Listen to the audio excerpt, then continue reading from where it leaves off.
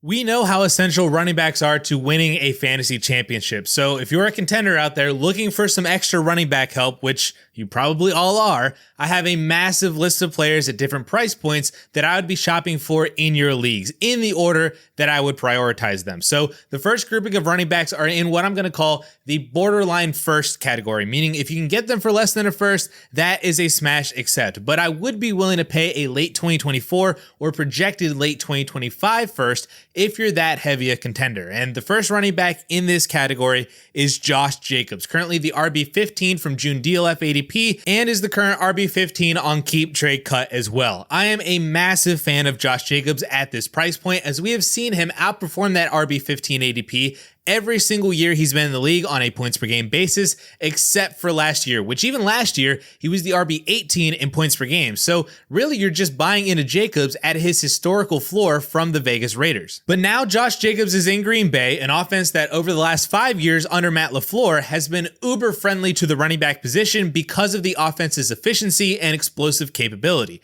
And there are really two avenues here for Josh Jacobs to find success, both of which easily outperform an RB15 price, just at various different levels of that success. So number one, Jacobs is a full-on bell cow like he was in Vegas. In 4 out of 5 seasons with the Raiders, Jacobs saw anywhere from 18 to 20 rush attempts per game, plus an additional 2 to 4 receptions per game. So if Jacobs sees that kind of volume in a much better offense with a much better offensive line in the Green Bay Packers, with all of those red zone and goal line opportunities, we could see Jacobs return to top 3 fantasy production like he had in 2022. There is a world where that type of nuclear season is possible for Jacobs in 2024 with the Packers. Now, the more likely scenario is Jacobs fitting more of the role that we have seen Aaron Jones have, which I'm not going to call a flat out committee because Aaron Jones was the RB1, but we could see Jacobs cede some usage to AJ Dillon or to Marshawn Lloyd, more in the name of protecting Jacobs over the course of an entire season and into the playoffs. But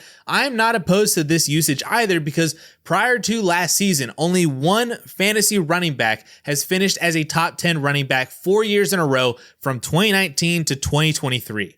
Aaron Jones. Matt LaFleur is the one who unlocked Jones as a fantasy asset, and by utilizing him as a high-end rusher and receiver who operated on efficiency and high red zone utilization. If Jacobs gets thrown into the Aaron Jones role in this offense, he'll have more than enough work to be an every week fantasy RB1. It is entirely possible that LaFleur identified Jacobs as a player who can operate the Aaron Jones role, plus potentially more, since Jacobs is younger, bigger, and just as, if not even more explosive with the ball in his hands. And don't forget that Jacobs is a great receiver out of the backfield as well. It's kind of a part of his game that we really haven't seen unlocked yet in the NFL. Jones, on the other hand, has averaged 67 targets, 400 yards, and 4 touchdowns per season in the receiving game from 2019 to 2022. Jacobs has seen one season over 350 receiving yards all career and has literally never scored a receiving touchdown in 5 years in the NFL. There is a balancing act here that if Jacobs sees less work on the ground but more work through the air, a reception is worth 3 times as much as a rush attempt in full PPR leagues, and that work would be extremely valuable for Josh Jacobs as a top 10, potentially top 5 fantasy running back in 2024. Now, the next player in this category is the newly extended Rhamondre Stevenson, who just signed a pretty hefty 4-year, $36 million contract to stay in New England, a move that puts Stevenson 7th among all running backs this year in average salary per year and total guaranteed money. And I feel like Stevenson has just been floating through the vacuum of space and dynasty value, just like chilling out here as this mid to back end RB2 with no one really psyched to have him or buy him. But it's time that we lifted the fog and we shined a light on a potential fantasy RB1 in 2024. I mean, have we forgotten that in 2022, Rhamondre rushed for over 1,000 yards and 5 touchdowns, while also, and most importantly, hauling in 69 receptions on 88 targets for another 400 receiving yards and a touchdown, finishing as the fantasy RB7 overall and RB11 in points per game. And have we also forgotten that through the first 12 weeks of the 2023 season, before he got hurt, that Stevenson was basically doing all of that again, pacing for 900 rush rushing yards, another 400 receiving yards, 6 total touchdowns,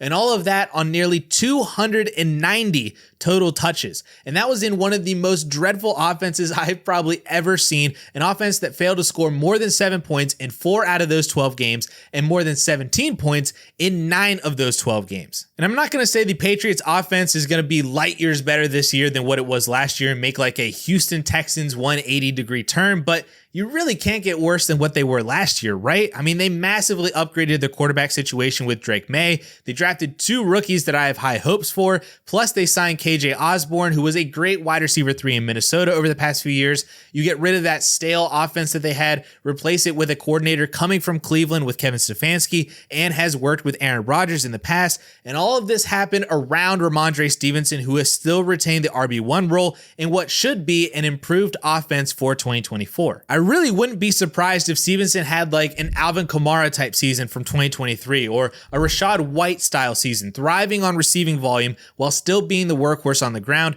finding the end zone every now and then posting a top 10 fantasy season just like he did in 2022. All right, we have now shifted down a tier in the price point now, so this next group of running backs should really only cost you one future second round pick. Maybe it's a second and a third, maybe it's a second and an upside throw in, but mainly we're just focused on sending a second-ish for these guys. And the first running back in this category is David Montgomery, the RB21 from June DLF ADP and the RB21 on Keep Trade Cut. So everybody's in lockstep with his value currently. Of course, the main pain point for Monty is that he is essentially the RB2 on his own team, and that's going to hurt his weekly consistency, but the upside is that Detroit just loves to run the football. So the RB2 in Detroit is really getting the same market share of like an RB1 for a committee offense. And if you're concerned about Monty's role when Jahmyr Gibbs is healthy, I really wouldn't be. From week 10 on, both running backs were completely healthy and played all 9 of those final games. And in those games, Gibbs averaged 16.2 PPR points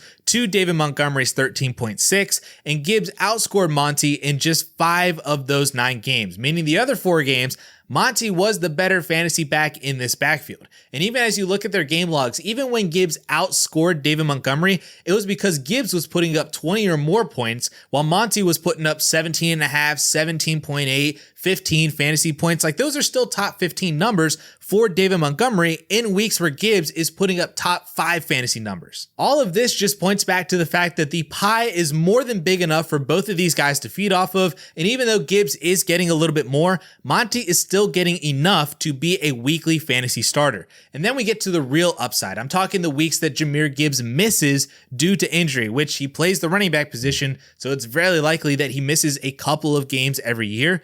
When Jahmyr Gibbs is out and Monty gets the entire backfield to himself, he has the ability to go absolutely berserk. In week 4 last year, when Jahmyr Gibbs left the game early, Monty totaled 141 yards and 3 total touchdowns. The following week, with Jahmyr Gibbs still out, he totaled 130 yards and a touchdown. That is the cherry on top for David Montgomery, is that he has the workload every week to be a solid RB2, but when he gets the entire backfield, he is a potential top 5 guy during those weeks. Now, the next 2 running backs in this category are running backs that I've already covered extensively in previous videos, so I'm just going to let past Addison save future Addison a little bit of time and editing and let him cover the next 2 running backs here in Javonte Williams and Tony Pollard. So take it away, past Addison. However, Javonte Williams offers a very specific combination of plausible job security for 2024, fantasy upside, and current cost that makes him very intriguing to acquire as what I would like to call basically discount Breece Hall. I think we can all admit that Javonte Williams is a pretty good running back who was set back by the ACL injury in 2022 that led to a very pedestrian 2023 season. But as we all know, year 2 after an ACL injury is usually the year for players to return to form. It's one of the big reasons why I love Breece Hall so much this year, and another reason why I'm really in on Javonte Williams too. And when you look at the situation, it's really strong for Javonte in 2024. Russell Wilson is gone. He's getting cut in like a month. The Broncos have been linked to a number of rookie quarterbacks already, whether they trade up to grab one or they get JJ McCarthy or Bo Nix in the first round or whoever it may be. It seems more than likely that it is going to be a rookie quarterback for 2024. Courtland Sutton and Jerry Jeudy are one of the worst wide receiver duos in the league. Marvin Mims can't even get on the field for whatever reason. And all of this is spelling out an offense that flows through the ground game and Javonte Williams as the best player on the offense, to the tune of possibly possibly 14, 15 carries or more, another 3 to 4 receptions per game, that volume alone is enough to make him a top 15 back in fantasy on just average efficiency. If you were to total 1,400 yards or more or score double-digit touchdowns, we're looking at a fantasy RB1. That's essentially what Joe Mixon and Bijan Robinson did last year as top 10 fantasy running backs. And I just want to address this just because I've seen it talked about a lot against Javonte Williams. Sean Payton did not really have a committee backfield last year. It was as normal as any other backfield in the league. Javonte accounted for 62% of the Broncos' rush attempts last year, and that's including the game he missed. That is the same percentage as Josh Jacobs, Kenneth Walker, Najee Harris, Isaiah Pacheco, and James Cook. And if you look at the numbers from week 8 on, after Javonte really started to get back into the swing of things from his ACL injury, that 62% jumps up to 68, which was 11th in the league last year over the second half of the season. Right there with Tony Pollard, DeAndre Swift, Travis Etienne, and Austin Eckler. And you can see that from his game log too. I mean, from weeks 8 through 17, Javonte was on pace for 275 carries and 50 receptions. That is 325 total touches, which would have been the third most total touches by all running backs in 2023. So I don't want to hear about Sean Payton's committee backfields in Denver. It didn't exist in 2023, and there's no reason to assume it would exist in 2024 with an even healthier Javonte Williams 2 years removed from his ACL injury. So the key argument here is, what do you believe about Tony Pollard now that he's on the Tennessee Titans and not the Dallas Cowboys? Does he still maintain enough volume to match Kenneth Walker, especially with the 4-year age difference? And in my opinion, yes, I think he does, and there are several reasons I'm confident that he is the RB1 in Tennessee. Number one, money. Just from a pure contract standpoint, a 3-year, $24 million contract is not insignificant, and at face value, I believe that contract signifies that Pollard gets the first crack at the RB1 role over Tyjae Spears, because remember, this coaching staff did not draft Tyjae Spears last year, but their first course of action in free agency this year was to sign Tony Pollard. So if we just follow the money here a little bit, all signs point towards Pollard at least getting the first crack at the RB1 job. The second reason here is offensive systems from the new coaching staff. The Titans have hired Brian Callahan from Cincinnati, and if we assume that he's going to be bringing over his offensive system to Tennessee, then that should be good for the RB1, because Joe Mixon was a workhorse running back all 5 years with Callahan and a top 10 fantasy running back in points per game 4 years in a row from 2020 to 2023. Even at the end of last year, when Chase Brown started to become a thing and was averaging 8 to 12 touches per game over the final 6 weeks, Mixon was still averaging 19 touches per game, ranging from 13 to 25 weekly, which is still a tremendous amount of work, over 320 touches over a 17-game pace. We can even go one step further and look at new offensive coordinator Nick Holtz's offense, where he was the passing game coordinator for the Jaguars last year, an offense that just gave Travis Etienne 325 touches as the bell cow in that offense. And even in 2022, when Holtz was the offensive coordinator at UNLV, it wasn't a great offense, but their RB1 saw 232 touches for over 1,100 yards and 10 touchdowns in just 11 games played, while their RB2 only saw 90 total touches. So that RB1 was effectively the 70% of a 70-30 split as a workhorse running back. So based on all of that, I do believe that Pollard is the RB1 in Tennessee, and while it may not be a complete bell cow like he was in Dallas last year, a 60% split of 400 touches to the running back position is still 240 total touches, which is what Isaiah Pacheco had last year. James Conner had that last year. David Montgomery. All three of those running backs were top 20 backs in fantasy at and around 240 touches. Plus, maybe a drop in overall volume might actually be a good thing for Tony Pollard. He might just be one of those backs who can't be a 3-down guy, but are more efficient on lower volume. Alvin Kamara is a fantastic example of this. Aaron Jones to an extent as well. Jahmyr Gibbs might be like that too. Or remember however long ago, Lamar Miller was like the definition of efficiency over volume at the running back position. That could just be what Tony Pollard is, and if we can get him back to his 2022 form, sharing the backfield with someone else to keep him fresh, that might not actually be a bad thing. All right, the final running back that I'd be looking to buy for a random second-round pick is Commanders running back Brian Robinson, who, like Javonte, I think is in line for the best season of his career in 2024, and for Dynasty, since he's entering his third year still and is still only 25 years old, it means he has a bit more longevity than older rental veterans that you might also get for this same price. First of all, 2023 was a lot better than what I think people really remember it was. From weeks 1 through 12 before he got hurt, Robinson was averaging 15 touches per game and was on a 17-game pace of almost 900 rushing yards, another 450 receiving yards, and 11 total touchdowns on 250 total touches. He averaged a little over 14 PPR points per game and was the RB16 over that stretch, ahead of guys like Derrick Henry, Kenneth Walker, Isaiah Pacheco, and James Cook. So now, fast forward to 2024, we have an overall upgraded offense entirely with the addition of Jaden Daniels, and we have a new offensive system under Cliff Kingsbury, who has operated offenses with great fantasy running backs in the NFL. Back in 2019, it was a two-half season for the Arizona Cardinals, with David Johnson averaging 17 touches per game to start the year, pacing for 1,600 total yards and 14 touchdowns, and was a top 8 fantasy running back over that first half stretch. And then mid-season, they trade for Kenyon Drake, and then Drake took over and paced for 1,600 yards and 17 touchdowns over the second half of the year as a top 5 fantasy running back. Just insane production from both of these guys in their stretches of usage. In 2020, Kenyon Drake was the full-time guy all year and put up 1,100 total yards and 10 touchdowns on 265 touches, finishing as the RB16 in total points.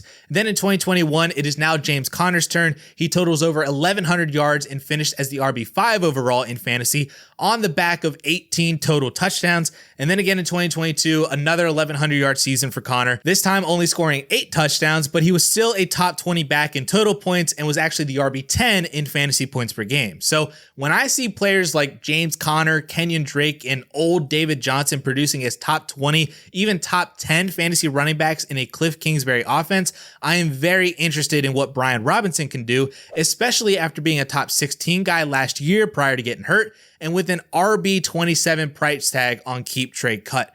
I'm not worried about Austin Eckler. He can play the Gibson role as a change of pace receiving back. I think Brian Robinson is the 1A in this offense who should vie for north of 250 touches this year in a hopefully improved offense as a whole. All right, shifting down once more to another tier in price point. This next group of running backs are what I'm going to call just cheap depth. So they really shouldn't cost more than maybe a couple thirds or like a super late second round pick like the 210 to the 212 at the absolute most, because all three of these guys are very old. They're on their way out, but for their prices, they should offer you something throughout the 2024 season. So we don't really have to spend much time on these guys. You know who they all are. Let's just run through them. Number 1, Aaron Jones, the new RB1 in Minnesota after being cut by the Green Bay Packers after they signed Josh Jacobs. And despite his age and being on a new offense, I still believe Aaron Jones has gas left in the tank. I mean, he still averaged 80 total yards per game last year, in and out of the lineup with injuries at different points of the year, but he did end the season with 5 straight 100-yard games, 2 of which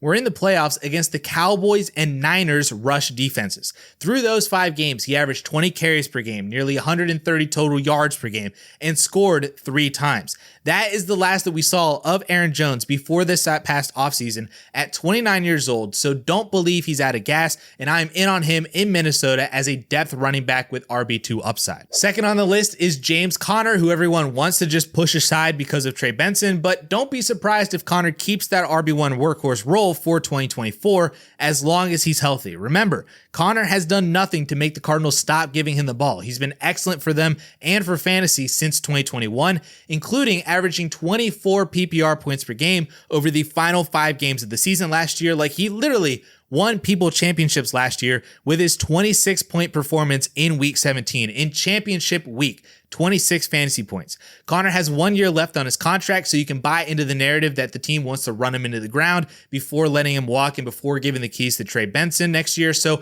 as long as James Conner is healthy, he should still be basically an every week must start at the position that you can get for super cheap right now. And third and final on this list, in a very similar breath to James Conner, is Raheem Mostert, who not only is competing with Devon Achane, but also now with rookie running back Jalen Wright. But to me, this is a very similar situation as James Conner. So long as Raheem Mostert is healthy, I think that he's still the 1A on this team for 2024. We know that he's going to split work with Achane. That really shouldn't surprise anyone, but I think Jalen Wright is the long-term replacement for Raheem Mostert and is going to take a back seat this year. Unless Mostert or Achane get hurt, that's really the only way I see Jalen Wright getting on the field for any substantial amount of time. But again, when healthy, Raheem Mostert should still be the guy in this insane Miami Dolphins offense. He should get a bunch of red zone opportunities still and solid volume to be a weekly flex play with upside. And then lastly, I have a final grouping of players that I'm just calling hopeful flyers and upside handcuffs. All of these guys really shouldn't cost you more than honestly a third, if not even more likely a fourth, and they could probably just be throw-ins in a trade or possibly even be found on waivers right now. So just rapid firing off the names that we have Ezekiel Elliott, Ty Chandler, Khalil Herbert, Antonio Gibson, Tyrone Tracy, all three running backs for the Chargers in Gus Edwards, Kamani Vidal, and J.K. Dobbins, Ray Davis, Tyler Algier, and Braylon Allen. So if you want to take some extra shots on guys, I'd find the cheapest names from that group in your league and stockpile them before the fantasy season starts.